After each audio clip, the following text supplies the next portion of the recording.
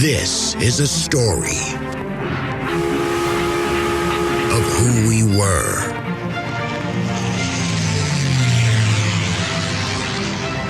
how we got here. Houston, the Eagle has landed.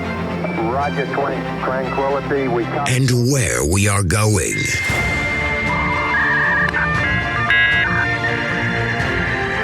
You've got mail. So join us as we take history off the page.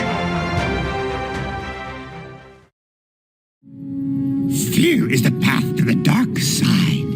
Fear leads to anger. Anger leads to hate. Hate leads to suffering.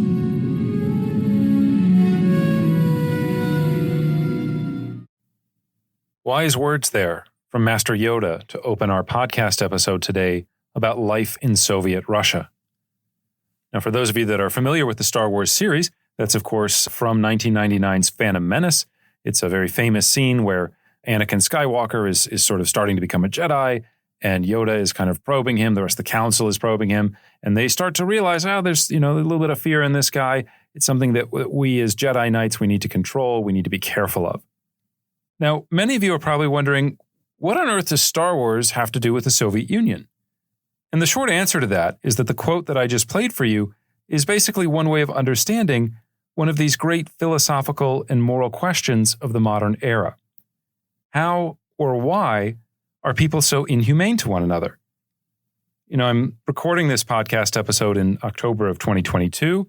As I've mentioned several times on the podcast, there's this very bloody war going on in Ukraine. Seems like civilians are being killed on a daily basis. There's news about new atrocities and war crimes that seems to come out every day. And so the great question is, why do people do this to each other? This is the 21st century. Aren't we supposed to be civilized by now? Aren't there supposed to be rules and customs that govern the use of violence, that determine who is and who is not a legitimate target in war?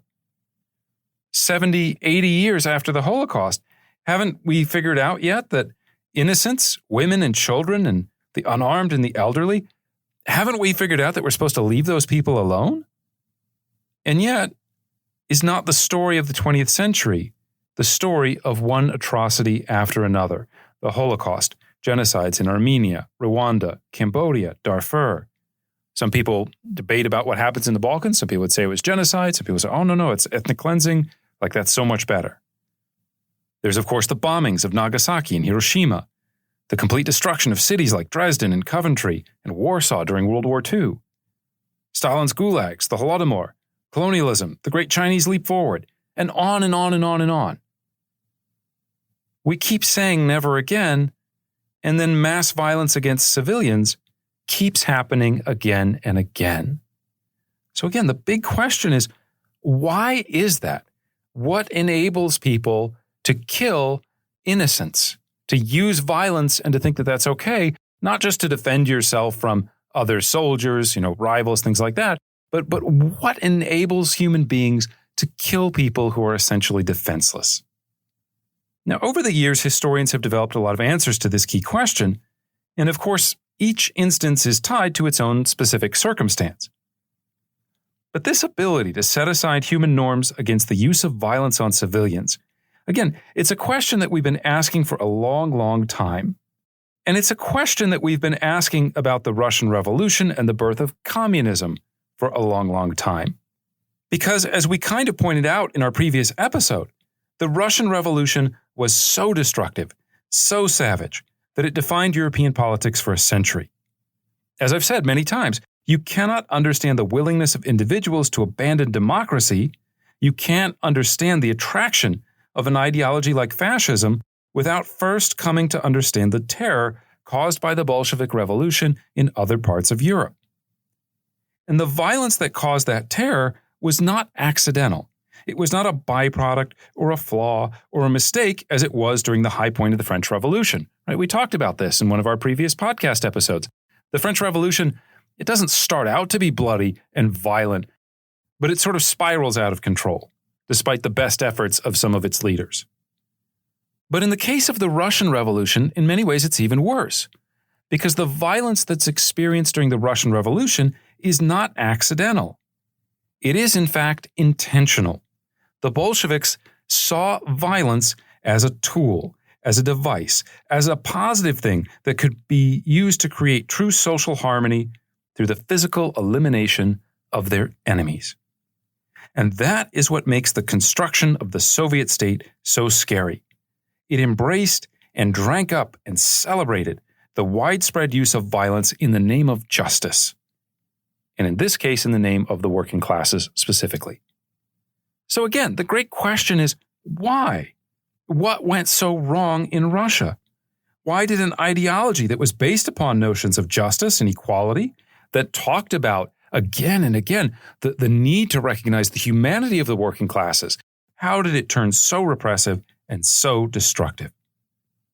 Quite a few historians over the years have tried to answer this question by focusing on Soviet or communist ideology.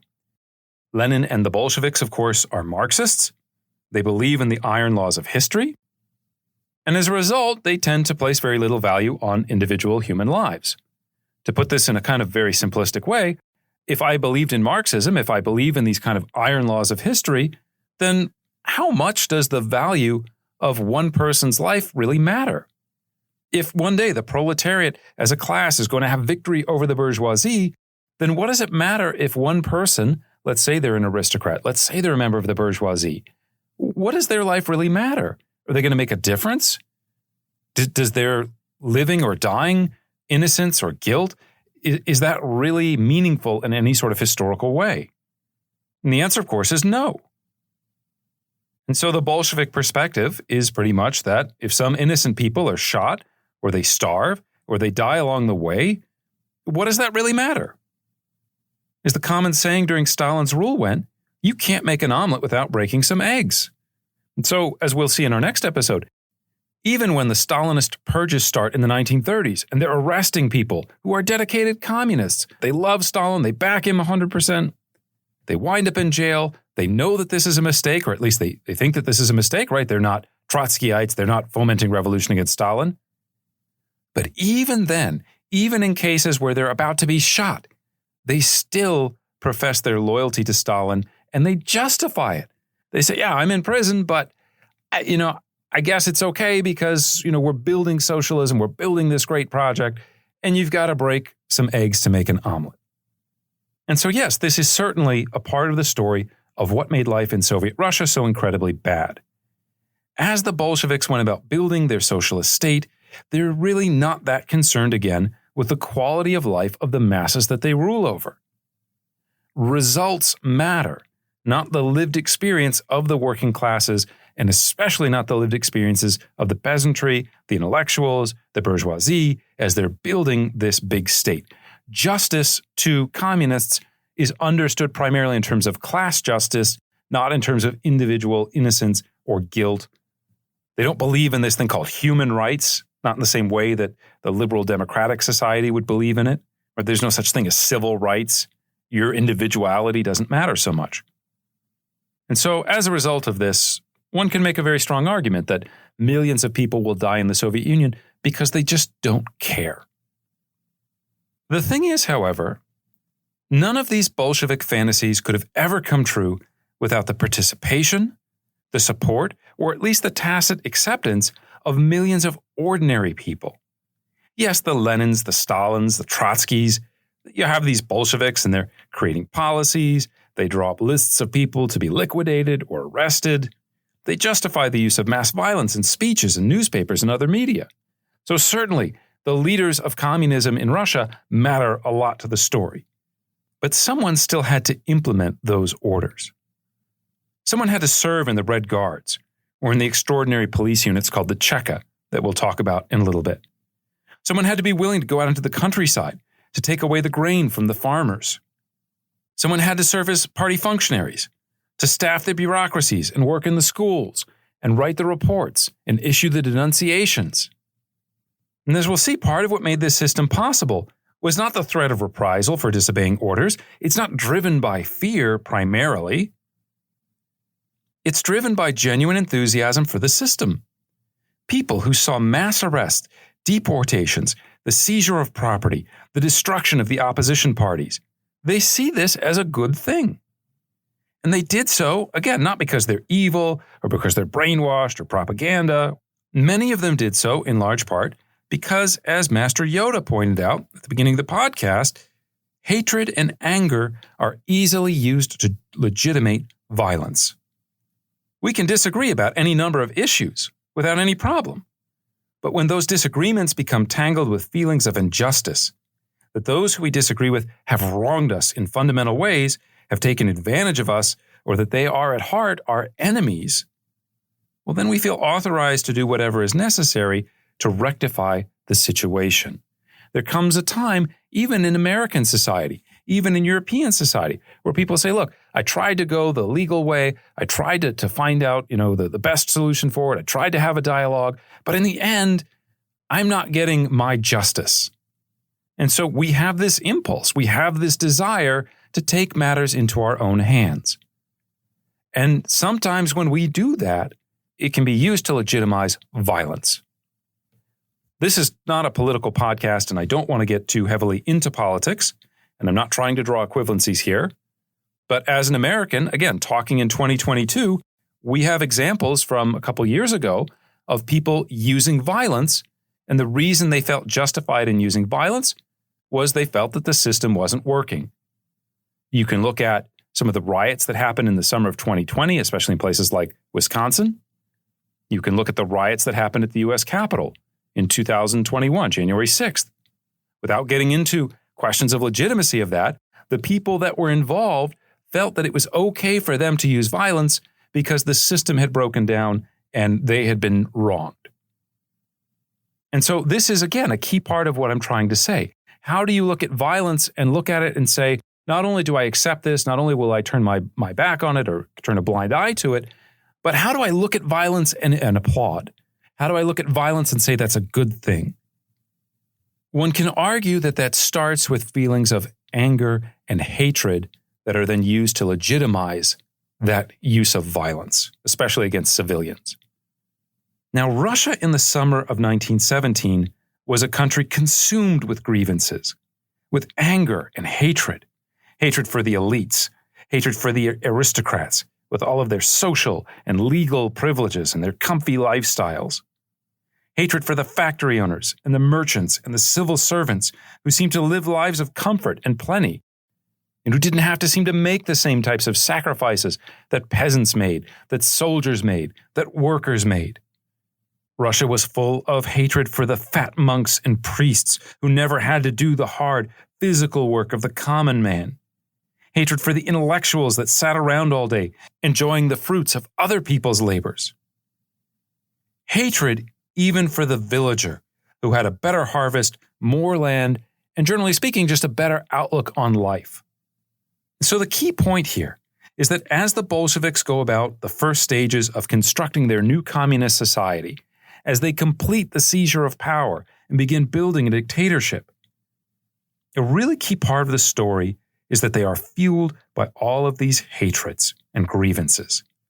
They gave these grievances direction and purpose and made them seem reasonable to ordinary people who at heart just wanted a fair shake in life. If you look more closely at the lives of many of these workers, many of these poor peasants, it's not hard to get a sense of why they feel a sense of grievance, right? It's not totally invented out of thin air. They had been abused. They had been neglected. They had been promised, as we talked about a couple podcasts ago, they had been promised reform. They had been promised a better lifestyle, first by the czars, and then later on by the provisional government. And it keeps not happening. They keep suffering. They keep working for others. They keep feeling like they have little future, little social mobility. But this sense of grievance is key to understanding the early days of communism in Russia. It really helps to shape the Soviet state. And so as we start this episode on the beginnings of life in the Soviet Union in the early 1920s, keep in mind that this is not just the history of another country, another political movement. We're talking here about one of the darkest periods in European history, a time when hatred and violence were normalized and weaponized, leading to the deaths again of millions of people and to the bloody 20th century. Okay, that was quite the intro there. But just to kind of summarize things again before we really get into the detail of today's episode, we're going to examine life in the Soviet Union in its early years, we're basically talking the period before Vladimir Lenin dies in 1924, so 1918 to 1924. And along the way, as you've probably noticed, we're going to talk a lot about violence. We're going to see the ways in which the Bolsheviks tried to turn the philosophy of Marx, which was never meant for a sort of rural agricultural society like the Russia of 1917. We're going to see how they tried to turn that philosophy into an industrial state ruled by the working classes. And one of the really interesting things here, I think, is that you'll see how important the reactions and behaviors of ordinary Russians were in this process. Okay, so let's start by talking about the initial phases of the revolution. When we left off our last episode, Lenin and the Bolshevik Party had just seized political power in Russia in the name of the Soviets, which you'll remember were those councils of workers and soldiers that were the last bastions of political authority in a state consumed by the consequences of the First World War. Now, at the time of their seizure of power in late October 1917, the Bolshevik Party was actually quite small, probably numbers about several 100,000 members, who are highly concentrated in major cities like Moscow and St. Petersburg, which we'll sometimes refer to as Petrograd because that's what it was renamed when World War I breaks out. So how did the Bolsheviks go about building this powerful dictatorship capable of taming or perhaps directing the violent energies of the Russian Revolution? The first part of the answer to this question lies in the political brilliance of Lenin, who in a sort of Machiavellian way had a tremendous tactical understanding of the workings of power. If you want a kind of Game of Thrones equivalent, he's kind of like Littlefinger, right? He's playing chess and he's already a couple steps ahead of you. He's already thought through very closely the consequences of a variety of actions. Now, one of the things that Lenin is really brilliant about is understanding the importance of tactical alliances. You're about to get into a big fight. You're trying to overthrow the bourgeoisie. You're trying to set up your dictatorship. Who can you look to as allies? Who do you look to as sort of primary enemies? You may say we're Bolsheviks, we're communists, we obviously hate the Orthodox Church. But at the same time, you might say, well, we don't really need to deal with them in the immediate moment of the revolution. We can wait a couple months down the road when it might be more convenient. And so Lenin is really good at making these temporary alliances, especially when, again, it's most appropriate. And the biggest group that Lenin identifies and says, look, we should work with these guys. We should let them do whatever they want. We should, partner with them. This is the peasantry. And this is actually kind of controversial in sort of Marxist circles. Marx looks at the peasantry and says, those guys are backwards. Those guys are superstitious. They're still religious. They're the old mindset. They're not going to help us in terms of building a new communist society. We need all those peasants or many of those peasants to actually live in an industrialized society where they can become workers, they can gain class consciousness, and then we can move forward with history. Well, in Russia in 1917, most of the people are peasants, and the peasants are really pissed off. And so Lenin says, look, let's just make an alliance, temporary alliance with this peasantry. We can go back and deal with them later after we've already taken control of the state. Now, in practical terms, essentially what this means is that when the Bolsheviks seize power in 1917, they let the peasants do whatever they want in the countryside. You don't try to control something that you can't already control. And so what they do is they set up these kind of peasant Soviets in the countryside, and those assemblies will then begin to divvy up the land, especially of the few remaining nobles or some people that are a bit wealthy, right? They'll start dividing up those large estates among the peasants themselves. In some cases, the Soviets are basically just reflections of what's called the Mir. The Mir was basically like a village assembly. Their primary function was kind of to periodically divvy up resources, to make sure that the poorest members of the community in the village would not be left behind, to make sure that the wealthiest individuals were also contributing to the benefit or the welfare of the entire village. So there's a long history of the Mir in Russian society. Now, when this takes place, the peasants are largely pacified by it. What was the big thing that the peasants wanted? They wanted land redistribution. And so when the Bolsheviks enable them to do that, when they say, hey, have at it, you guys do you, then the peasants see no reason to resist the Bolsheviks' takeover of power. Quite the opposite. The Bolsheviks are giving you what you want. Who cares what happens in the cities? Who cares about these ideal or or abstract concepts of law and democracy and voting and constituent assembly. Constituent assembly doesn't help me eat. Land does, land that I can farm. Now, the peasants are not the only ones that the Bolsheviks essentially make alliances with. One of the things that they do with factory workers is even the ones that aren't Bolsheviks, they encourage them to form their own committees, and these committees then will seize control of the factories. No longer is there going to be some CEO-type character, some factory manager, some boss, some supervisor that's just dictating to people, when you can work, how long you have to work, are you allowed to take a break? Instead, they set up these committees, which are run by workers.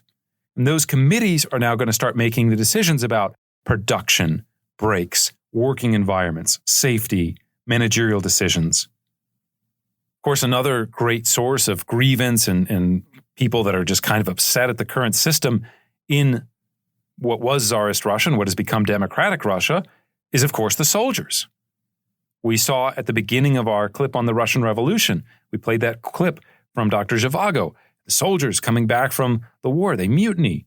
The soldiers in Petrograd, they don't want to go to the war. They mutiny. And so the Bolsheviks continue this process of basically disintegrating the imperial army. The Bolsheviks promise peace, they support peace initiatives, and especially they help undermine the authority of imperial officers. Now, this is in 1917, 1918. We'll come back to some changes that happen a little bit later when they start building up the Red Army. But for the moment they're seizing power, they're basically taking apart or letting crumble imperial institutions and democratic institutions. Finally, there's one other group that the Bolsheviks kind of reach out to and form these temporary alliances with, and that's the non-Russian peoples of Russia, or of the Russian Empire. So you have in this period people living in the Baltic states.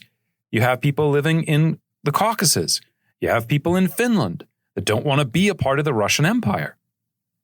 And Lenin basically says, look, it doesn't really matter if Finland is a part of the Russian Empire or it's not part of the Russian Empire anymore, because eventually everybody's going to have this communist revolution.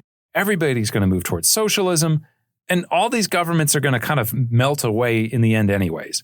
So if we have to make a kind of tactical retreat here, if there's going to be a temporary government in Ukraine, for example, who cares? It's not really going to be that important.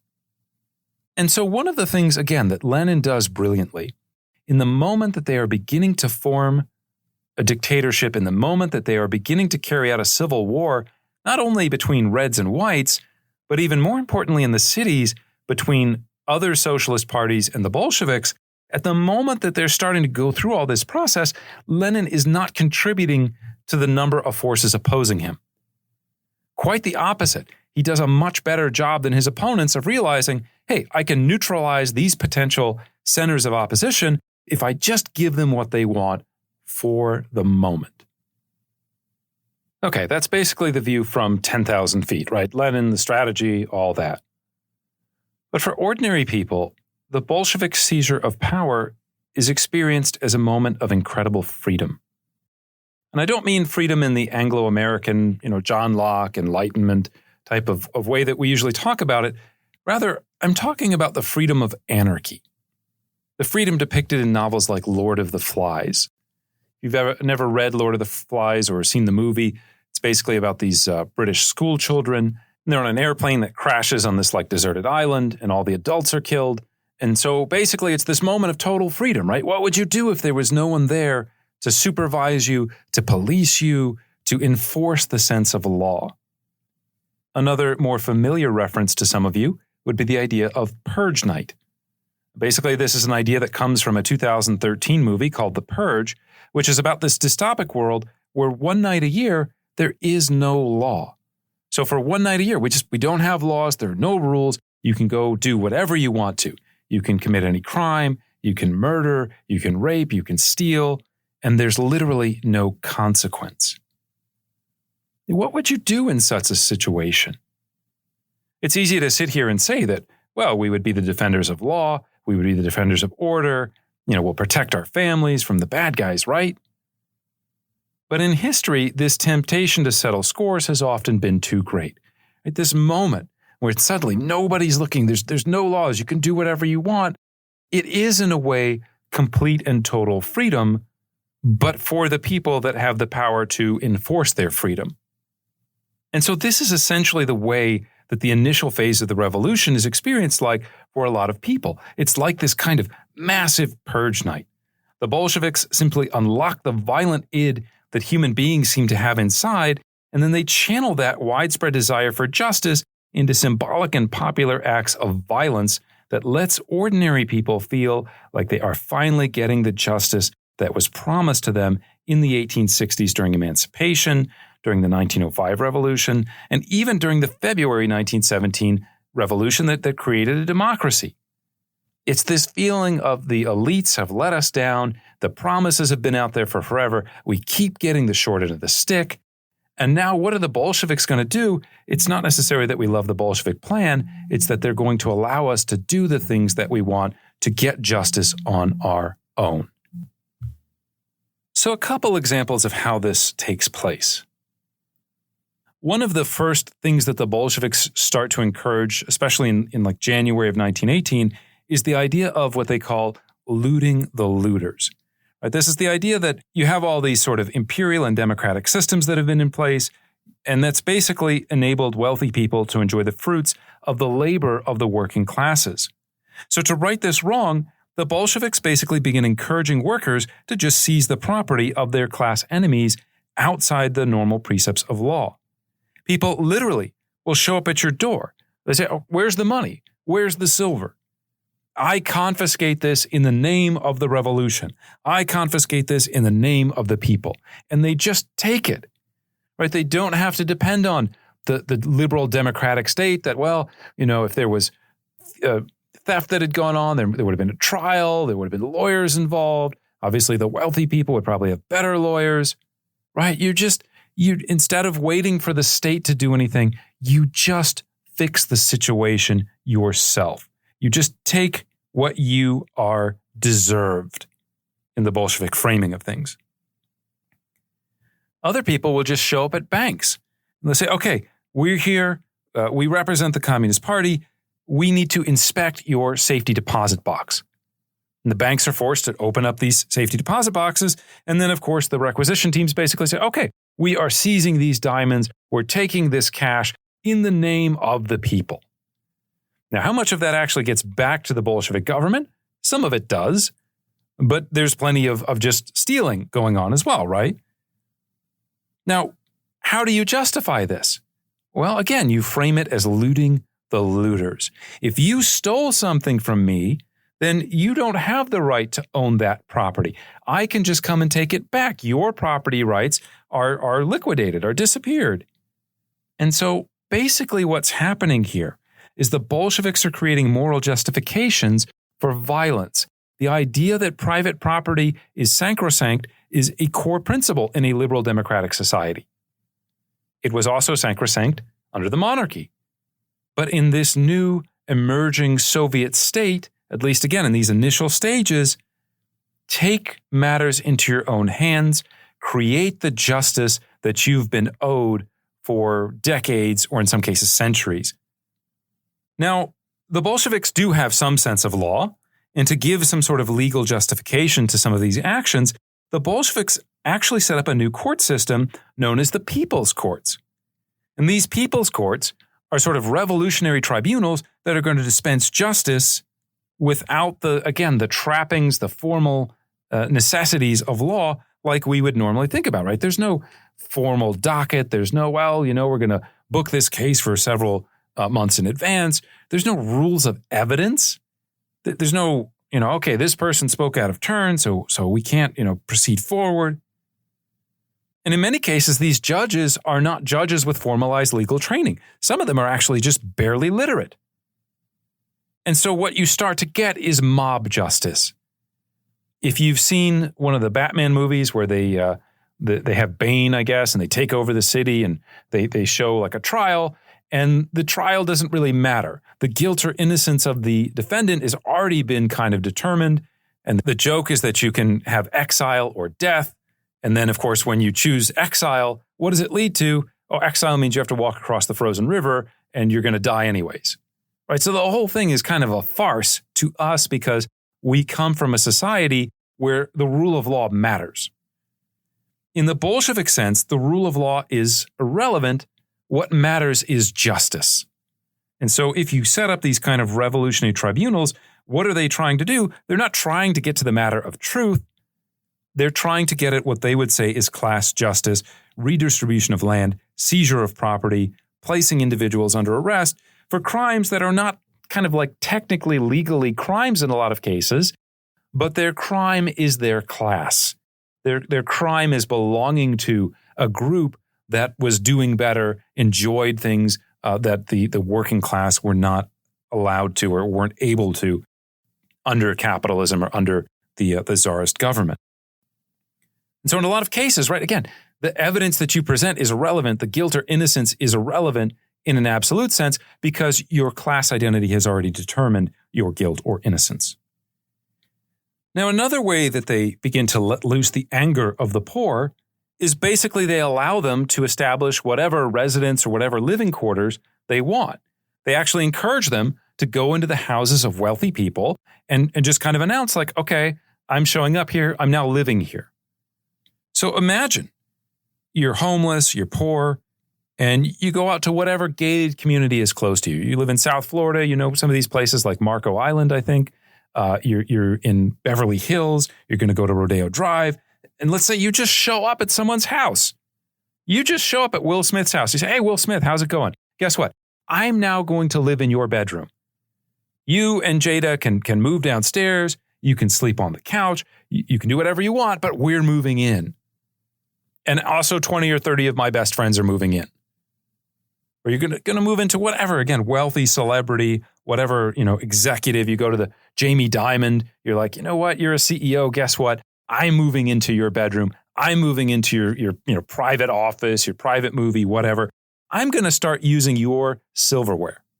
I'm going to start eating off of your plates. I'm going to eat all the food out of your kitchen. And guess what? This is class justice. So it doesn't matter. You can leave. You can stay here. I don't care. But now we are having equality in an absolute sense. One of the things that often happens in these cases, of course, is who knows the house best? The servants. And so in some cases, the servants just go, okay, you were the master for so long. I served you. I did all of your stuff. I dressed you. I cooked for you. I'm not taking it anymore. I'm going to be the master now. You can cook for me. And there's very little actually that the wealthy, that the aristocrats can do about it. In many cases, they try to flee because you might get denounced, you might get arrested. And so again, it's this anger, this resentment, these feelings of violent self-righteousness that fuel the Bolsheviks politically. The worker or the servant or the peasant who now had land or property, they really didn't care about, again, all these bourgeois niceties, all these questions about law and civil rights and, were the Menshevik deputies, were the cadets, were they given due process when they were arrested? The Bolsheviks, they broke up the Constituent Assembly. They said it was the counter-revolution. They arrested the royal family. Who cares? I tell you, a lot of these poor people that are getting land for the first time, that are getting access to the good life, that are getting money, that are getting, again, property, or they're living in these quarters, they don't care about the Constituent Assembly. They're not sitting around reading John Locke. What they do care about is, again, the material changes to their own lives, which at least in the spring of 1918, for them at least, things seem to be getting better. The fact that you had to use violence to get the justice that in many ways you've either been promised or you've been expecting in some cases for generations, well, okay, then violence works. Now, not all the violence that's happened in these opening months of the Bolshevik Revolution is done in the name of expropriation or basically taking property. Often there's a kind of symbolic element to it. The idea that the poor and the downtrodden could get revenge through physical acts of violence against the classes that had wronged them. Now, one of the ideas that is kind of invented by Trotsky, but that becomes very popular, is to take the people that are identified with intellectual work, people like priests, bankers, lawyers. You take those intellectuals and you force them to do hard labor on the streets. Teach them the value of a real day's work, right? You Orthodox priest that sits around and you pray with your incense and, You got surrounded by gold and nice clothes and all that. You know what? We're going to teach you what life is really like in the new Russia. We are going to make you do street cleaning. We're going to make you clear rubble out of streets, out of houses. We're going to make you dig holes and ditches, right? That physical labor that is not just physical labor and saying, okay, you're going to, actually do something constructive. It's punitive. It's saying this is what the working classes have gone through for generations. Now you're going to get a taste of what our experience has been like, right? We're not really even about equality anymore in many ways. We're about reversals of grievances. We want you to experience the bitterness that we've experienced for so long. We also want you to understand the new sense of power. Our side is now on top, your side is on the bottom, and you better get used to it. Now, those who were conscripted could actually consider themselves somewhat lucky. Officers and military cadets really get the short end of the stick, so to speak. They are frequently targets of torture, of murder. In the American context, we might say this is a little bit like a lynching, right? Where the point of a lynching isn't just to kill the person, it's to publicly humiliate them and to send a message about who has power and who does not have power in a society. In the city of Taganrog, for example, there are a number of these Red Guards. These are factory workers that are kind of running their own militias. They grab a number of the military cadets who tend to come from upper-class backgrounds. Military cadets, again, they're not working. They have the ability to be officers, which were usually associated with the nobility. And so they really don't like these military cadets. Well, in Taganrog, for example, they take them to a metal factory and they literally throw them in the blast furnace, right? So you're not just killing your opposition, you're literally like showing them to be no better than coal, no better than a raw material to chew up. They're not even human. In other instances, officers have their limbs broken, they're tortured, they're mangled, and their bodies are thrown into the sea like animals instead of being given a traditional Christian burial. Why? Because the Bolsheviks and the Red Guards and this massive violence that they are kind of unlocking from the broader population, they are trying to send a message about the nature of power in the new Soviet Russia. In some ways, it's really just hard to classify all the violence that's unleashed by the Russian Revolution in its first few months, in the Bolshevik phase of the revolution. And we tend to think about Bolshevism as being highly centralized. But again, in the beginning, in October, November, December 1917, it's worth noting that the Bolsheviks are really just unlocking or empowering ordinary people to develop their own solutions to inequality. They want mass participation in terror. They are not forcing it upon everyone else. There's a really famous passage that Lenin writes, for example, where basically he urges villages to develop their own ways of, quote, cleansing the Russian land of all vermin, of scoundrel fleas, the bedbug rich. In one place, they will put into prison 12 rich men, 12 scoundrels, 12 workers who shirk on the job. In another place, Lenin writes, they will be put to cleaning latrines. In a third, they will be given yellow tickets after a term in prison, so that everyone knows they are harmful and can keep an eye on them. In a fourth one out of every 10 idlers will be shot. The more variety, the better, for only practice can devise the best methods of struggle. End quote. Think about that. I know it was a long quote. I know this is a podcast, so you don't get a chance to look at it all in one go there. But notice the way that he is dehumanizing the opposition. It is not just, well, we disagree with this party, we want them out of power, right? The people, and it's not even just politicians, right? The class enemies are literally scoundrels. They're vermin, they're fleas, they're bedbugs. They are not humans, and they are sucking the life out of the working class. And so any measures that are taken to fight back against them seem to be legitimate, seem to be justified, right? When you find fleas or bedbugs in your house, you don't say, oh, okay, let me get a piece of paper. Let me capture them. Let me make sure the bedbug's okay. Let me throw it outside. Maybe with vermin, maybe with mice, you might get a live animal trap if you're very humane. A lot of people just get mouse traps, right? Just kill it. Who cares? It's not human. It's not worth trying to save the life of that bed bug. Notice, too, the way that they treat some of the jobs, right? Lenin is thinking, hey, let's have them clean latrines, right? What more demeaning, degrading type of experience can we formulate for someone than making them clean a toilet? Like literally cleaning the feces. It's not hard to imagine how difficult that will be. And even the idea of violence, right? Lenin is saying, hey, just go shoot some people. Just go shoot 1 out of every 10 idlers, and that'll motivate everybody else, right? Violence can be used to solve social problems. Which, by the way, one of those social problems is not just the rich and the class enemies. He talks about the idlers. He talks about the idea of workers who are shirking their duty.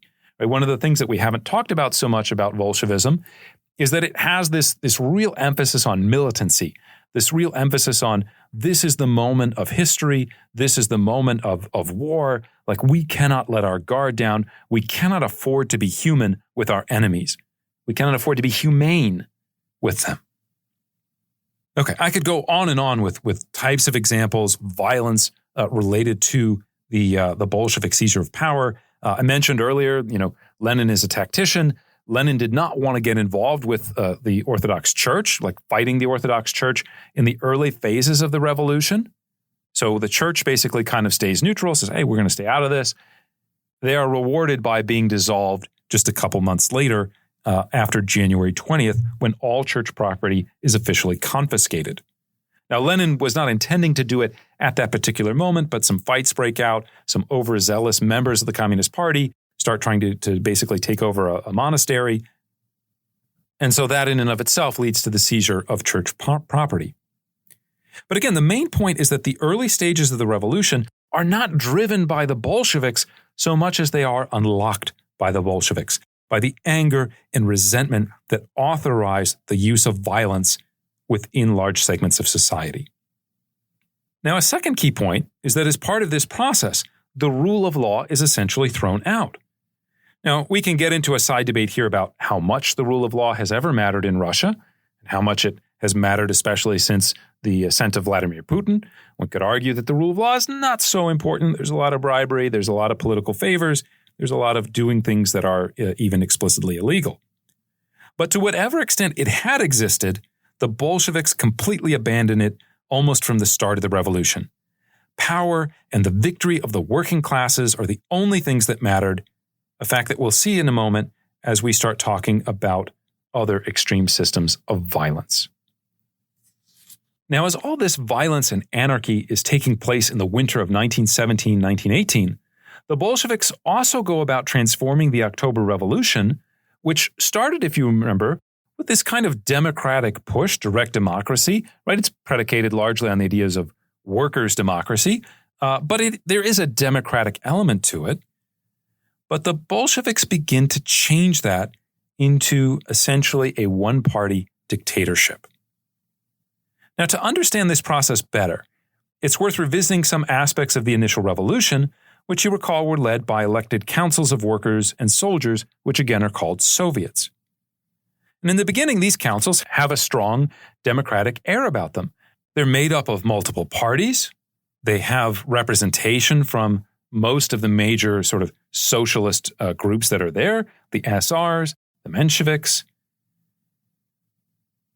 And these parties actually have some voice in governments, right? They are part of some of the committees. There are, for example, when the Checka is formed, and we'll talk about them in a second, there are members of the left SRs that are a part of the Checka when it is first created. And so there is this kind of sense early on, a justification, if you will, of thinking that the new Russia is broadly going to reflect the voices of the working classes. Or if you want to put it in a romantic sense, right, it's going to reflect the voice of the people. The people are not acting through some, several layered, tiered, parliamentary body. They're acting directly through the Soviets, but it is the voice of the people, or so it initially seems. One of the problems here is that the Bolsheviks are not really honest brokers. They're not really interested in the democratic nature of the Soviet. They don't really care about, what is the will of the Soviet? What do people think, right? They don't really care. They believe in themselves. They conceive of themselves as part of the vanguard party. And their purpose is to build a communist society, not a democratic one. And so right from the start, they begin to frame any questioning of their policies or their tactics as being illegitimate. In other words, to say, you oppose us, cadets. You're talking about problems with some of the methods we're using for the Constituent Assembly. You're going to organize a rally, which in most liberal democratic countries, we'd say, okay, you have the right to peacefully protest. Even in Tsarist Russia, even though people wouldn't have maybe described it as a right, people did have protests. But the Bolsheviks frame all of this as counter-revolutionary.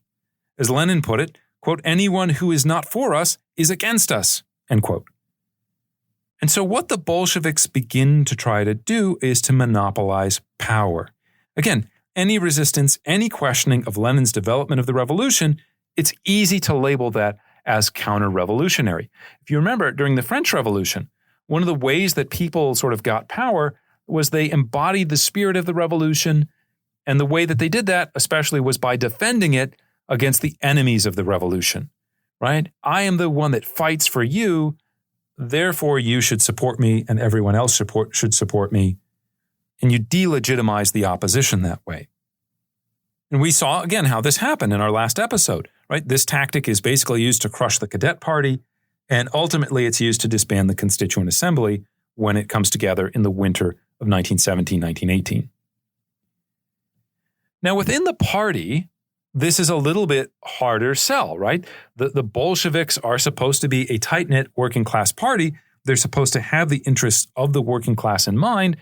And so you'd think that there would be room for disagreement, for argument, for exchange within the party itself. What Lenin and the other chief Bolsheviks kind of preach is what they call democratic centralism, which is essentially the idea that, yeah, we can have differing opinions. We've got committees. We'll hash things out in committee. We'll fight about it in committee. But once that committee makes a decision, once it reaches what is labeled consensus, the duty of everyone else within the party is to fall in line. The Bolsheviks, remember, are born in this moment in Soviet Russia, in debates about, what is the best way forward to achieving power? What is the best way to realize the dictatorship of the working class, of the proletariat? And their choice is to become a militant organization. They like the idea of being hardcore revolutionaries that can overthrow the existing structures and kind of implement their will. And so in order to do that, the party has to be incredibly disciplined. They have to act in unison because they're just not large enough to be able to survive kind of cracks in the ice, so to speak. And so Lenin, again, comes up with this idea of democratic centralism, where you're going to have a little bit of democracy within the party, but basically, again, everybody's going to fall in line. Now, from a power standpoint, these ideas, the idea of the vanguard party and democratic centralism, make the Bolsheviks incredibly effective. But it also means in practice a heavy centralization of power. It is really, really hard to say we need everybody to fall in line, and yet you're also going to be able to express dissent. Because what happens to those people who seem to constantly be expressing dissent, have differing opinions? Once you've eliminated all the other political parties, it gets real easy to label those people as enemies of the revolution. And so in many ways, this is exactly what happens. The democratic elements of the October Revolution, to the extent that they exist, are chipped away at, are kind of narrowed down. And so this moment, right, we started again with this idea of the Soviets, this direct democracy as being the expression of the will of the people. The Soviets quickly lose power in the post-1917, post-October Revolution moment, right? Power is seized in their name, but they will soon no longer be the main organ of government. Instead, the Bolshevik Party will take over that function.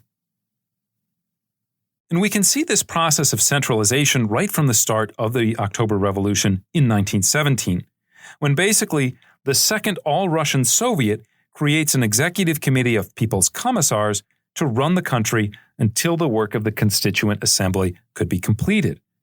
Now, of course, that Constituent Assembly lasts for about 24 hours, never really had a chance to make a real government, and so that executive committee of the People's Commissars, they basically start running the government on a day-to-day basis.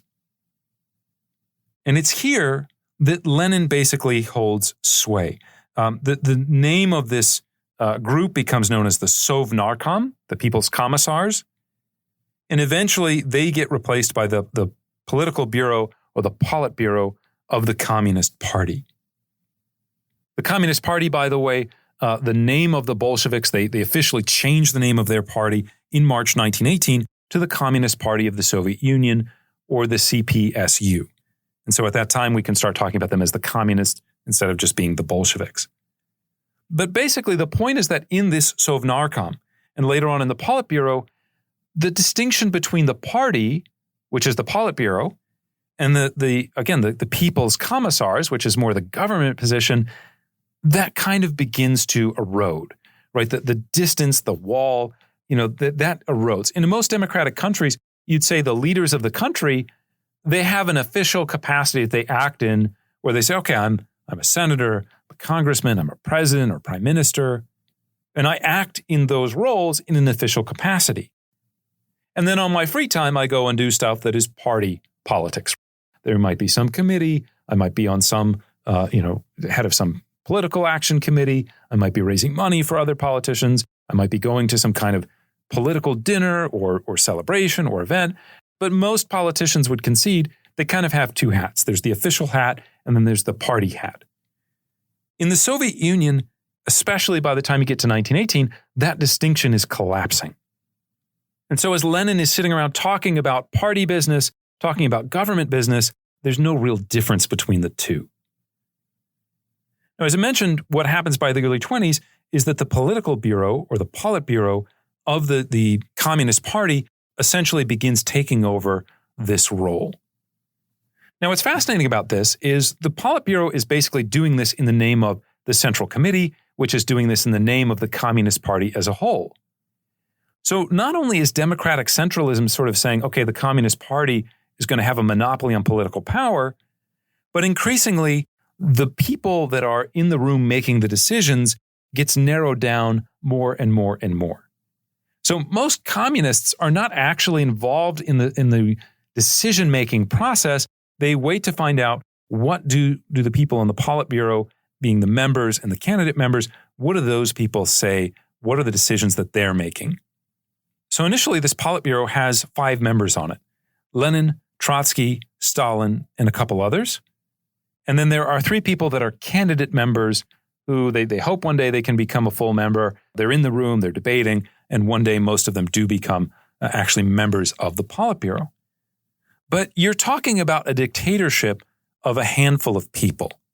And increasingly, especially after the death of Lenin in 1924, there will be rivalries, there will be troikas that are set up, or basically, like groups, factions that are going to try to take over the Politburo and then are going to make decisions and then force everybody else to go along with those decisions. So if you can see what's going on here, if you think about, Russians are famous for those sort of babushka dolls where you've got the big one and you open it up and there's a little one inside and, you keep opening it and it gets smaller and smaller and smaller. This is essentially what happens to Soviet government. The party is the outer shell. Then you get into the more core members, you get into the Central Committee, you get into the Politburo, and eventually where this is going to take us is you get into a dictatorship of one. Now, that dictator is not Lenin. Lenin rejects the idea of personal dictatorship. He likes the idea of this, again, democratic centralism. But Joseph Stalin is not one who is going to pass up that chance. And we'll talk about in our next episode how Stalin begins to centralize power and basically transform the Soviet Union into a one-man dictatorship. But again, the elements are there in Lenin's thinking. As he puts it, quote, "An unqualified centralism and the strictest discipline of the proletariat are among the principal conditions for the victory over the bourgeoisie. Whoever in the least weakens the iron discipline of the party, of the proletariat, aids in reality the bourgeoisie against the proletariat." right? So you can be the most diehard communist. You can be the reddest of the red. But if you deviate from, again, what he calls the iron discipline of the party, you're really helping the bourgeoisie. You're really a class enemy yourself. And so one of the big kind of long-term consequences of democratic centralism is going to be making violence legitimate, not only against your enemies outside the party, but soon it's going to be directed towards people inside the party who you start to identify as enemies because they disagreed with you about some point or another. So that covers the development of the Soviet dictatorship. It's time now to talk about another element of violence that happens, which is the terror. And the terror is not violence that is directed primarily or unlocked primarily for the masses to carry out, but the terror is going to be violence directed above by the nascent Soviet state. And this is in some ways a product of a kind of contradiction, a sort of odd discrepancy that you may have noticed so far, right? Lenin and the Bolsheviks are building this kind of highly centralized dictatorial state, but at the same time, they're kind of unleashing the forces of anarchy.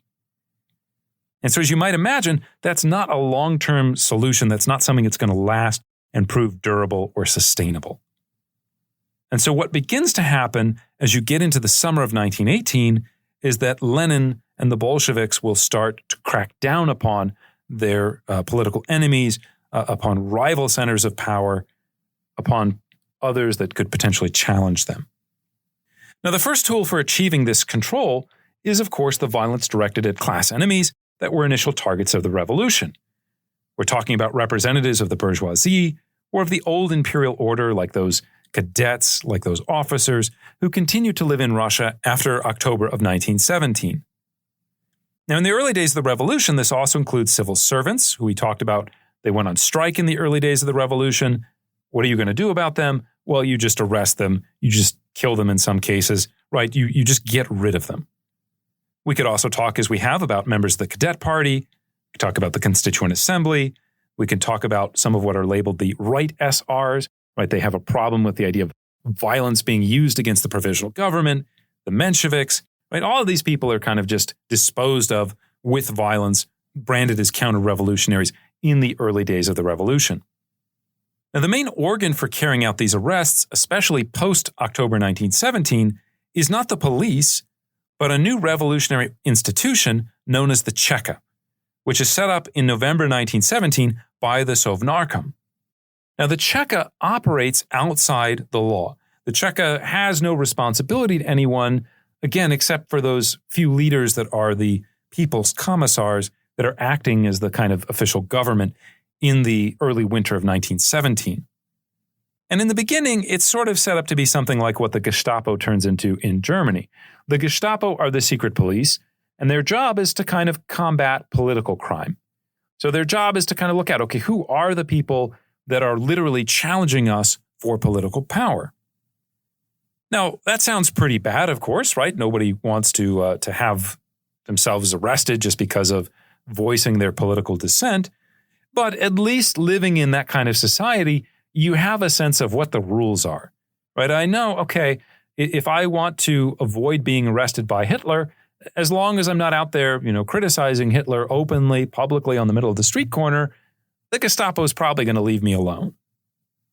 And many of the early efforts of the Checka are focused on this kind of political function, suppressing political dissent, the arrest of opposition politicians, journalists, and even of critics of the regime, including, somewhat sadly, a guy named Bim Bam the clown. Poor Bim Bam is up there. He's a clown. So what do clowns do? They tell jokes. So Bim Bam's up there telling jokes. The Checka shows up. He says, I'm going to run away. This doesn't look good. And they actually just shoot him in the back in front of everybody at the carnival where he was telling these anti-Bolshevik jokes. But the Checka does not remain solely a political tool. At least if we were living in this type of society, we know there's rules to the game, and so long as I follow those rules, I'll be okay. However, a failed uprising in July of 1918 by the left SRs, so the members of the Socialist Revolutionary Party that went along with most of the Bolshevik seizure of power, they went around with all the violence and the looting of the looters. But in July of 1918, they decided that this was the time that they were going to resist. Around that same time as the uprising, there's the assassination of one of the Chekka's regional leaders named Moshe Ritsky. And there's also a failed attempt on Lenin's life in August of 1918. And so basically what the Bolsheviks decide is it's not enough to try to react to, people that are politically challenging us, that are, potential third column. It's not enough to wait and to look for justice. Instead, the Checka needs to be an instrument for waging class warfare. The Checka needs to go after people not based on the idea of their guilt or innocence, but to just decide these people are enemies of the state and therefore it's legitimate to eliminate them. And so in September of 1918, they engage in a series of mass arrests and executions of class enemies. We're talking about the deaths of tens of thousands of people who, again, are not executed because they really present some sort of challenge to the regime. They are executed as part of the idea of class warfare, to show the muscular nature of the Soviet state, to literally eliminate people and open up positions for the advancement of working class people. In the end, the effects of this Red Terror are profound. It goes on for actually several years. About 100,000 people or more are arrested. And each year between 1918 and 1922, tens of thousands of people are just shot. Shot for being class enemies, shot for being wealthy, shot for being aristocrats. But the idea of using violence to cleanse society of your enemies is seen as legitimate. Dissent, even from the newest allies of the Bolshevik regime, is rapidly crushed, with the principle established that mass shootings and terror are an appropriate part of day-to-day governments in Soviet society. Again, violence is seen as a legitimate tool for the production of social harmony, not something that is exceptional, not something that only needs to happen in times of crises, or that normally needs to be restrained or controlled, as it would be in a liberal democratic society. Now, these tendencies towards the acceptance of limitless violence can be seen by looking at another fundamental aspect of the revolution, which is the crackdown on the peasantry that also occurs in the late teens and early 20s. If you recall, we left off our discussion of the peasants when they were basically seizing noble estates, seizing property, and kind of sitting around saying, oh, this is good, We've redistributed property, large numbers of peasants who never had anything before, now they've got a little bit of land to call their own. And so again, peasants very satisfied in the initial stages of the revolution. But this satisfaction is to be short-lived. This is because by the summer of 1918, the Bolsheviks find themselves not only at war with Russian society and with their sort of socialist rivals, but there are a number of counter-revolutionary forces that are basically called the Whites. Now, to combat these forces, the Bolsheviks, led by Trotsky, begin to form a new military known as the Red Army. And we'll talk about the Red Army in just a second. But to equip this new army, the Bolsheviks have to figure out how to make the Russian economy work. And they want to carry out economic reforms that are designed simultaneously to create communism while also kind of supplying or fueling or making the war economy work so that they can obviously win what becomes known as the Russian Civil War. And historians refer to this period or this kind of economic system as war communism. Now, a huge part of this economic program revolves around the idea of needing to feed all the soldiers. So we'll see in a second, when it's kind of in its largest form, if you count all the people that served in the Soviet military, we're talking about 5 million soldiers that will serve in the Red Army. So how are you going to feed 5 million soldiers who are, not available, obviously, for farming? Now, under normal circumstances, the central government basically purchases these resources from local producers, which in the peasants, we're mainly talking about grain. But the Bolsheviks don't believe in capitalism. And one of their central goals is not only to achieve power, but they want to destroy the idea of the market. Capitalism works or functions based on this principle of the market. So the idea that the government, the Soviet government, is going to go out and start purchasing grain, well, that doesn't make any sense to the Bolsheviks. So basically, in the late spring of 1918, they turn to the idea of just taking it. In May of that year, they declare a monopoly on the ownership of food, meaning that the Soviet government could take anything it wants to. Now, to sell this idea to the peasants, especially to the rural peasants, right, who are the ones who are growing and maintaining a lot of this food, they try to export the idea of class warfare to the countryside. Now, class warfare is all supposed to be about workers who are in factories who are being exploited, and they're supposed to get class consciousness, and they're supposed to rise up against the bourgeoisie who is exploiting them. Peasants don't really fit into this story. But the Bolsheviks tried to create a sort of a sense among the peasantry that, well, yeah, actually there are class relations in the countryside as well. They start talking about these guys known as kulaks. Kulaks are kind of rich, wealthy peasants. They've got a lot of land, maybe more than they really need. Kulaks they've got so much land they can't farm it with their own families. They have to basically pay other people to come and work for them.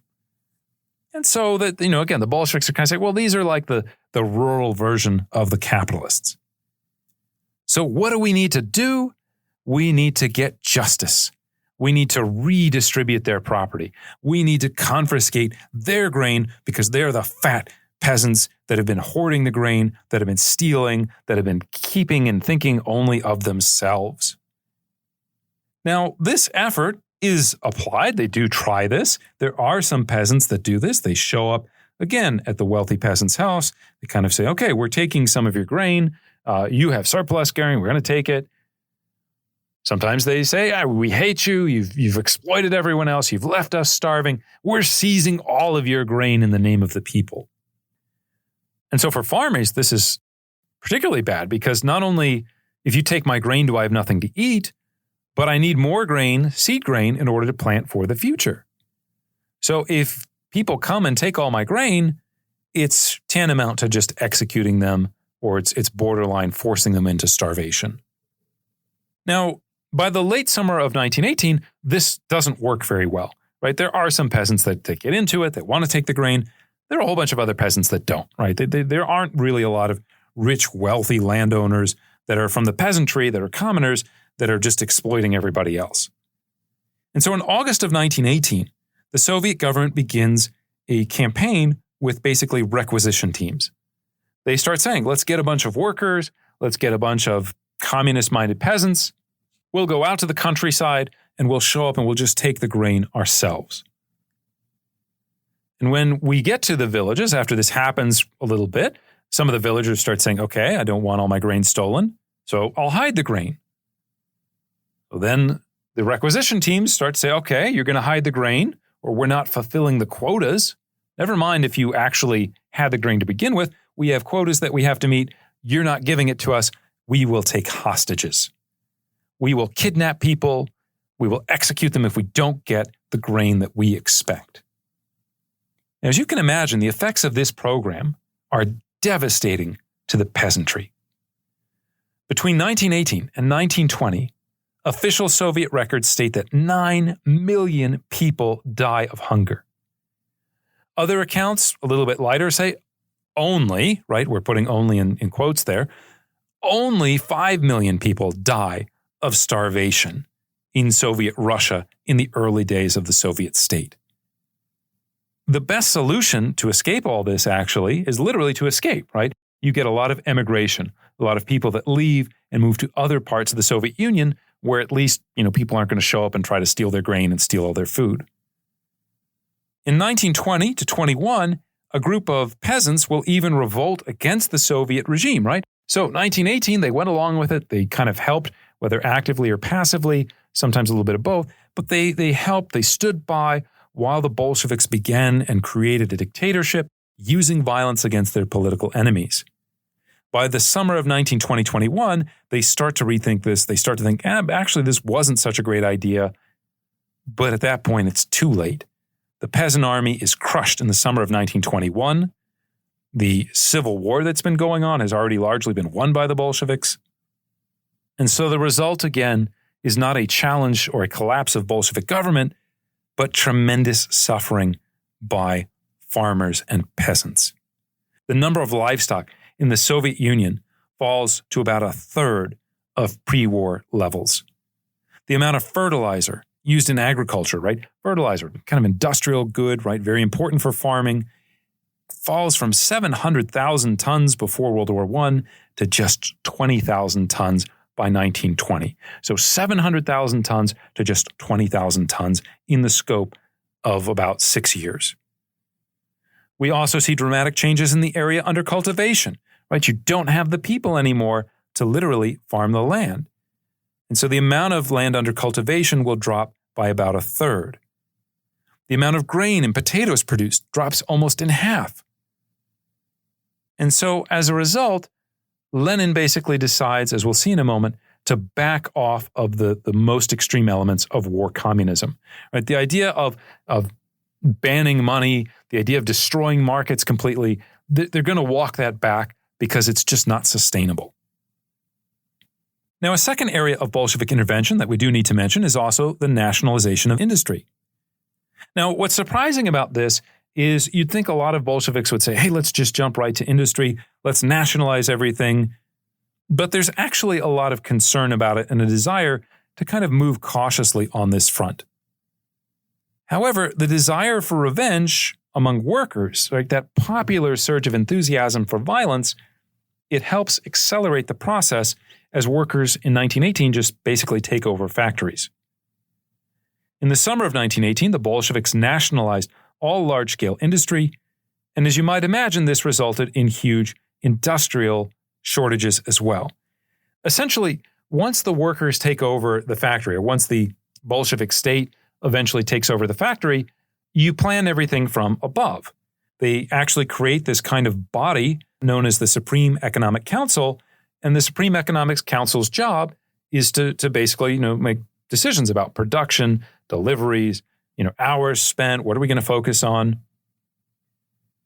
Now, as anybody who lived through the 1970s and 80s knows, this idea of central planning, a lot of times it leads to kind of shortages, long lines. It's not very efficient.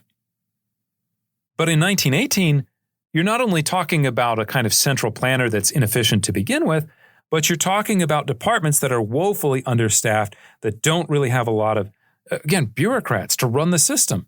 It's brand new. They just created it. And so you start to see things like factories that just close down because they literally don't have the materials to make it work. Which then, of course, creates secondary problems of, well, what happened to all the workers that now have nothing to do and are pretty pissed off and have just witnessed the use of violence by factory workers in militias to seize the control of government. In the short term, even though the Red Army does begin to defeat the Whites, because the Whites are actually even more incompetent than the Red Army is, more harsh, more disjointed, the Soviet economy by the fall of 1920 literally starts falling apart. Barter and the black market become increasingly central to the way that the Soviet economy will work, just as they did, one could argue, after the sort of shortages set in the 1970s and 1980s. And so not only do you have, again, this kind of falling apart of the economy, but as the Bolsheviks begin to win the Civil War, as they begin to demobilize those millions of soldiers that are serving in the Red Army, you now have this problem of chaos, starvation, and now a whole bunch of people with military expertise, and in some cases with weapons, who are just going to be very unhappy. And so obviously that's not a very good long-term sustainable situation for the Bolshevik government. In 1921, there's this group of sailors at the port of Kronstadt, which is a naval base. And these sailors are basically, they're like the reddest of the red. They are some of the leaders of the October Revolution, right? One of the things that happens that kind of kicks off the timing of the revolution is they were out on their ships, they come back to port, and they get out of the ships, and now they're there, and they're ready to help seize power.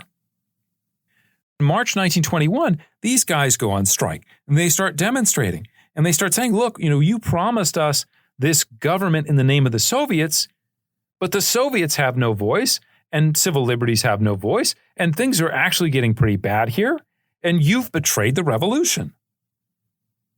Now, Lenin is not going to tolerate this. After a couple of weeks, the rebellion is put down violently by the Bolshevik government. But the experience convinces Lenin that they need to change course.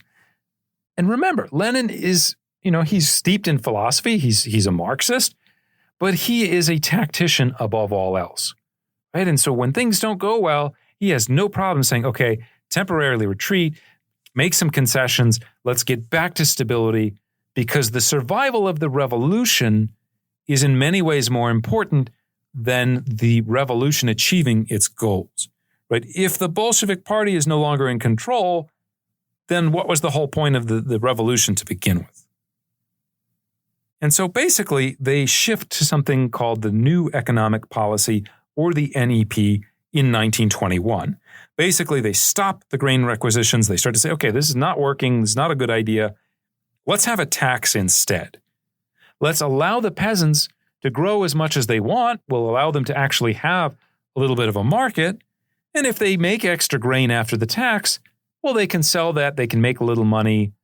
And now all of a sudden, there's an incentive for peasants to produce food that we need so that people don't starve.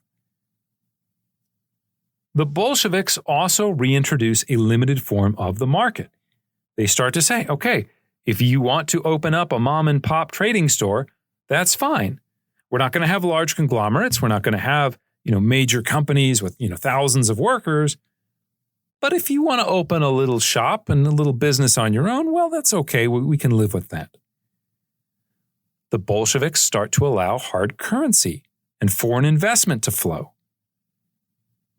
And so gradually, starting in the early 20s, starting in 1921 with the implementation again of this NEP, or New Economic Policy, for the first time in a decade, things seem to really be getting better systemically in the Soviet Union.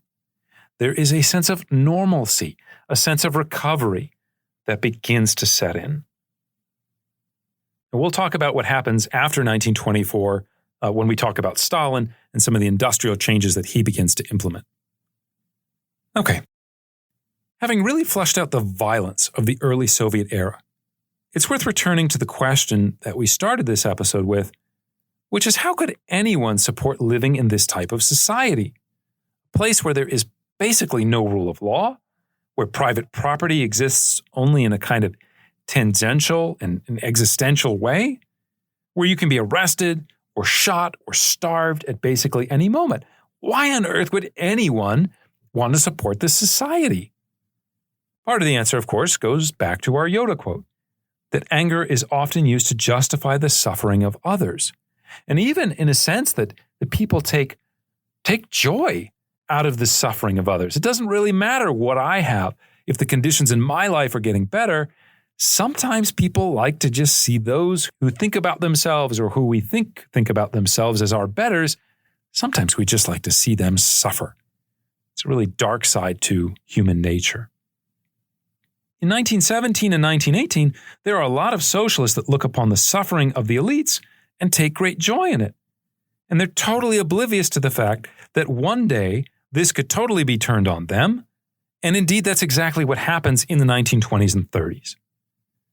Again, it's worth noting that many of the prominent Bolsheviks who championed the creation of the Checka, which also included members of the left-wing socialist revolutionaries, they're in favor of creating the Checka. The people that are involved in grain requisitioning, the people that favor and design and support, and in some cases carry out, the liquidation of their political enemies, those people will all eventually become victims, or many of them will become victims of the same system that they themselves helped to build. But it goes even deeper than this. Because at the same time as the revolution consumed and destroyed, it also opened new opportunities for social mobility, especially among the groups and classes that had suffered the most in Tsarist Russia. For the landless peasants, the revolution brought opportunity, at least until the late 1920s, to own their own land. For factory workers, the destruction of the old elites, the owners and the managers and the engineers and the civil servants. Well, in a practical sense, that means a whole lot of new job openings, new opportunities for them to take those positions. The idea of going to university, living in the 21st century, living in the United States, living in Europe, a lot of us take the idea of going to university for granted, right? What is the college experience supposed to be all about? Yeah, Dad, Mom, I know it's all about getting a job. I know, something practical. I got that. But really, isn't college just about the experience of a good time and partying and becoming an adult, learning to make decisions on my own, right? Shouldn't everybody go to college? Before the 1960s, very, very few people go to college. It's very rare, actually. And part of the reason it's rare is that in order to go to college, you need someone else to take care of you for 4 or 5 years, depending on how long you're in college. You can't hold a full-time job and be in college at the same time, especially before the 1960s. And so as a result of that, the people that go to college, the people that become educated elites, that work in government offices, become leading civil servants, they tend to be the children of the wealthy or the children of aristocrats. In the nascent USSR, in this communist Soviet society that is being built in the 1920s and even in the 1930s, those opportunities to go to university are suddenly going to become available to members of the Communist Party. People from working class backgrounds are going to gain access to the elite educational institutions of the state. And education means social mobility. Education means access to the bureaucracy, which then in turn gets you access to benefits and to the good life. Right? The farther up I move in Communist Party circles, the more loyal I am to the party, the more and more I am going to reap the benefits of membership. Right? There is a whole kind of culture in Soviet society right from the beginning of patronage. I reward the people that support me, and I will punish the people who don't support me. From our perspective, that sounds horrible. We don't want to live in a society where it's basically based on patronage and corruption and just these kind of very narrow, very kind of tit-for-tat relationships. We want the meritocracy. We want people who excel, who do the best, to be able to benefit, to be able to rise. But for people living at the bottom of Russian society in 1915, 1916, it's really hard to tell the difference between the two. In fact, the Soviet system might even seem better because as a working class person, in the name of justice, you get moved ahead in the queue. Now, another empowering aspect of Soviet society, especially in the early 20s, is the development of the Red Army itself. Now, on the surface, this might sound a little counterintuitive, right? We think about being in the army as not something that is related to social mobility, although if you look closer in the United States, it certainly fulfills that role. But the Red Army is essentially the brainchild of Trotsky, who, instead of thinking about the Red Army as just being, okay, we've got to win this war, it's a military, etc., the Red Army becomes into the primary vehicle, or one of the primary vehicles for socializing the new Soviet man, for teaching him about discipline, teaching him the ideology, but making him a believer in the system that the communists are creating. One really fascinating way to look at this is to think about what they're doing. Soldiers in the Red Army are not just learning how to shoot guns, learning, military tactics and strategy and things like that, but they also learn how to read and write. Trotsky wants them to become the new Soviet citizen, and the new Soviet citizen needs to know how to read Marx. And Marx is not easy to read. And so we need these peasants, we need these workers, we need to give them a very rudimentary education, which in Imperial Russia wasn't something that they had.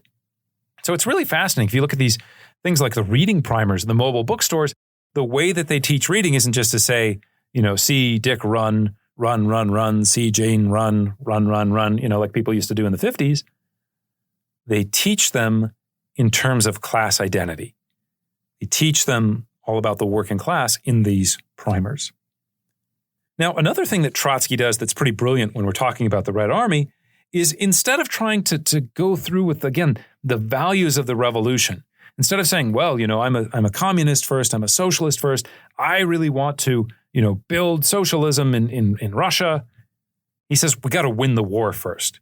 Practicality takes precedence.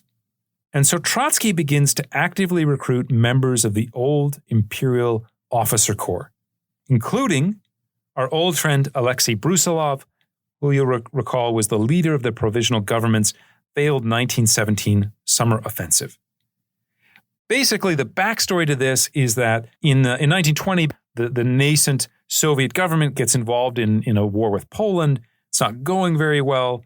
And so they appeal to some of these imperial officers and say, look, even though you might not like communism, even though you might still have loyalties to the old imperial government, if you come back, we'll do kind of like an amnesty.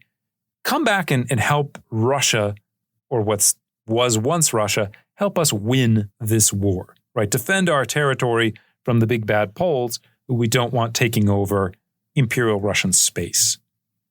And so this is what happens. Those officers come back, and Trotsky begins to re-implement discipline in the ranks. He will rescind the famous Order Number 1 and get rid of those elected soldiers' committees, and he'll replace them basically with political commissars.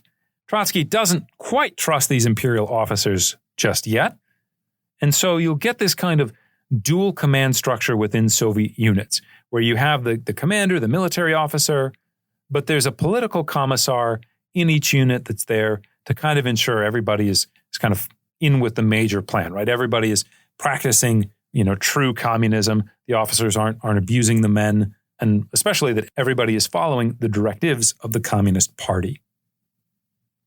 Finally, as Soviet society stabilizes over the course of the early 1920s, it seems to many observers that the long-held Russian dream of modernization was finally being brought about as a direct result of the centralization of political and economic power. We haven't really spent a lot of time talking about this, but Soviet thinkers, Soviet authors, Soviet cultural producers, they think about what they're doing as being not this kind of backwardness, not this kind of, dictatorship and repression, but they think about themselves as kind of realizing the society of the future. This notion of the future, of industrialization, this is so core to the Soviet project, right? The idea that you're going to take this backward czarist government, the provisional government, they couldn't industrialize Russia. Russia was always behind everybody else. They always had the worst technology. But what if the Soviets could leapfrog the Western powers? What if Russia could become the kind of cutting-edge technological center? What if it could become kind of like the Silicon Valley of the 1920s? Whether or not they can actually do this is one thing, but there is widespread enthusiasm for the idea of trying. There is enthusiasm, especially about the idea and the power of machines. Can we mechanize society and in doing so solve a lot of the social crises that were brought on by the original moments of industrialization? Can we set up schools that will emphasize the importance of science and mechanical proficiency? Right? If you think about it, whether or not communism and Marxism are actually rational and scientific, they think about themselves that way. They imagine themselves that way. Think about their attitude towards religion, right? They think about religion as the superstition. It's the enemy of the Enlightenment, and European philosophers have been trying to drive it out for centuries, is the way that a lot of people think about it. The Soviets think about themselves as the one who will drive that superstition out. They think about themselves as the ones who will introduce real, rational, and industrial era education, not just to working class people, but also to farmers. They're going to take that idea of culture and civilization, and they're going to export it to the fringes of the former Russian Empire. No longer are you going to have peasants living in places like Uzbekistan or places like Tajikistan that are walking around barefoot, that are illiterate, that are ill-mannered, that are spitting inside their homes, that don't bathe, right? Instead, the Soviets are going to bring the culture of modernity and futurism to those people. There is a kind of messianic nature or a messianic appeal that in the early 1920s is really, really attractive to a lot of young people in the Soviet Union. Now, obviously, the difference between reality and the hopes and goals and aspirations, especially with communism, are pretty profound. But there are areas where they do make some progress. The Soviets will try to achieve more equitable gender relations. Part of this is the idea, let's mechanize not only industrial factory production, but are there ways that we can mechanize domestic labor? Can we relieve some of the domestic burdens that are placed on women? Can we build communal dining halls so that women aren't stuck at home making dinner every night? Can we build communal laundries so that women aren't stuck washing clothes by hand? And if you've ever had the chance to wash clothes by hand, you'll know it's a giant pain in the butt. We're so lucky now that we have washing machines and dryers. We just stick it in there and, okay, I'm going to go read a book, sit there on my phone, who knows? But in the 1920s, they don't have that yet.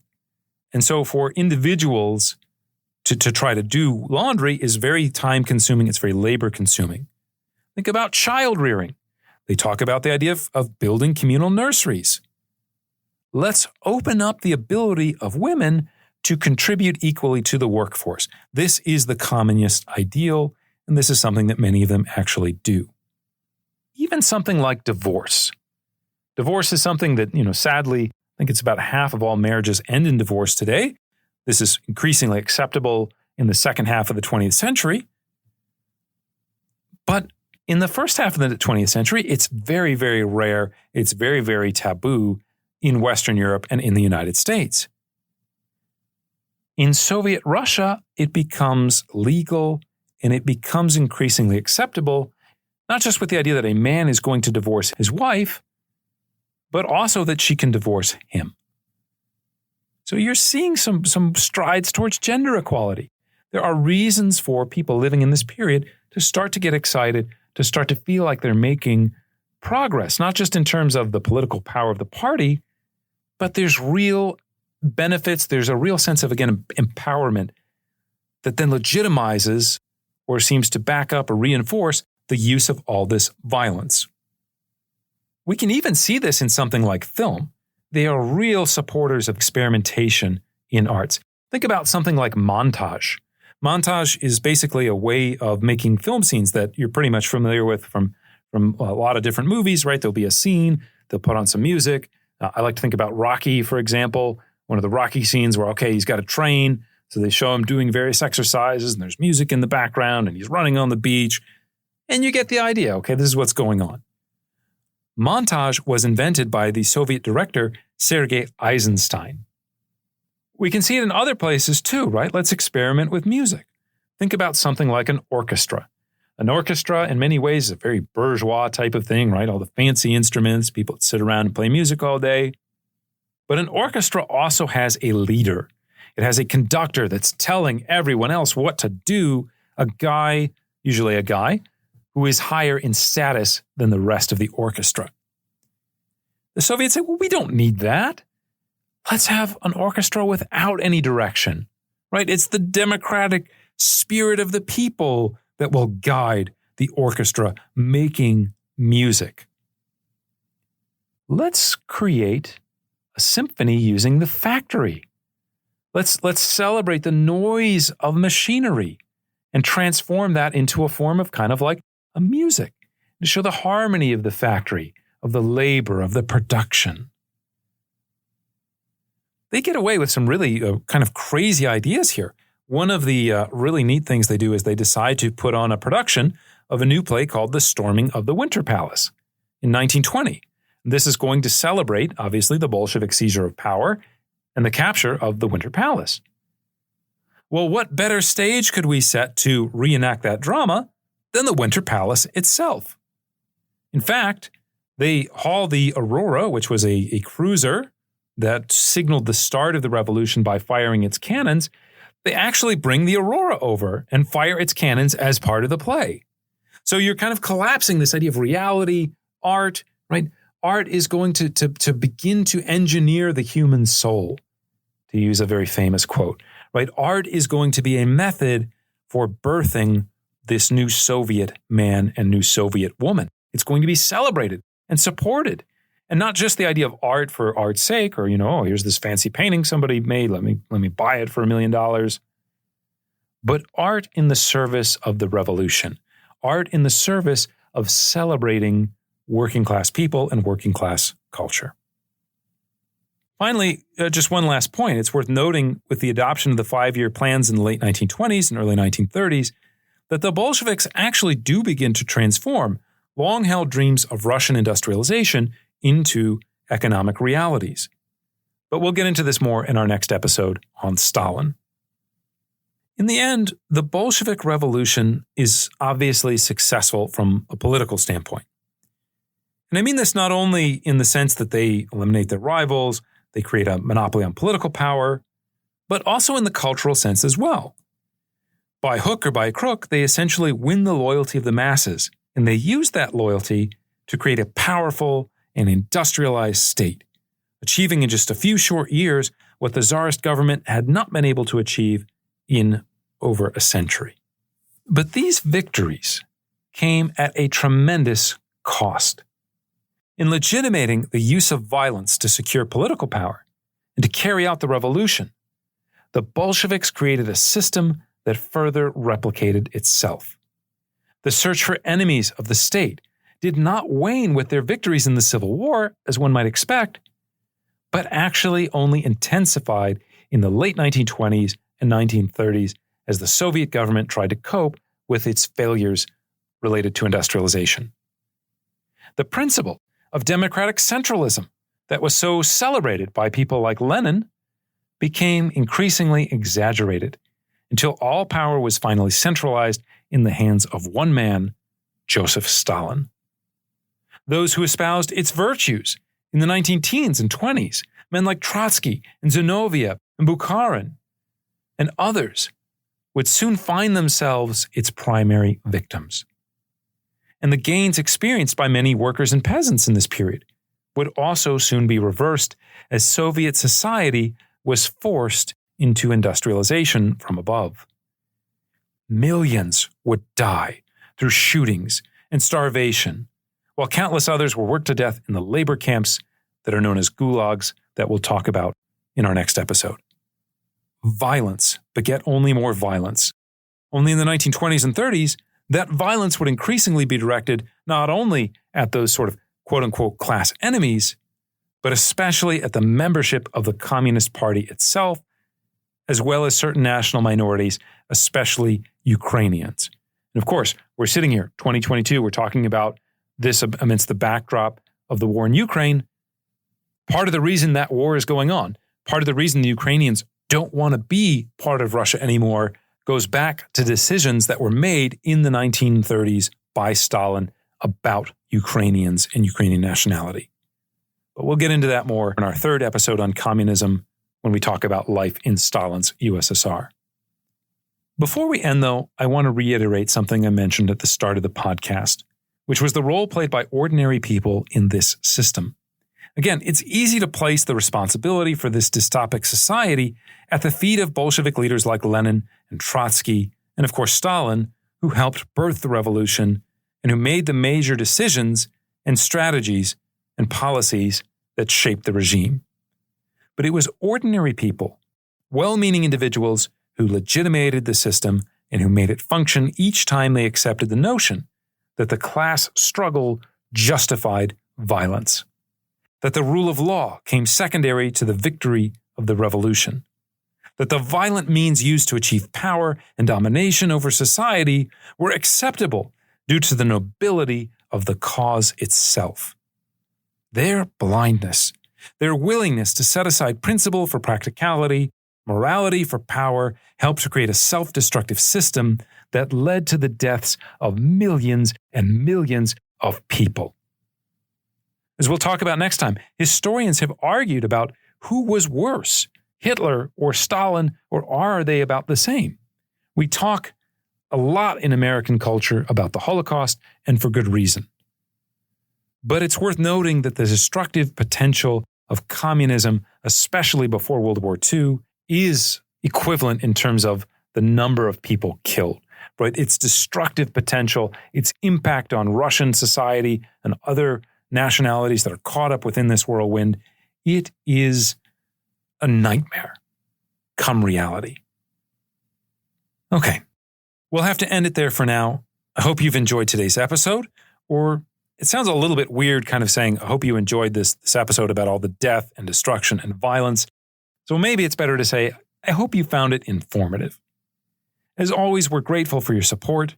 Please spread the word about us on social media, or if you're able to help us out financially, we'd be especially grateful.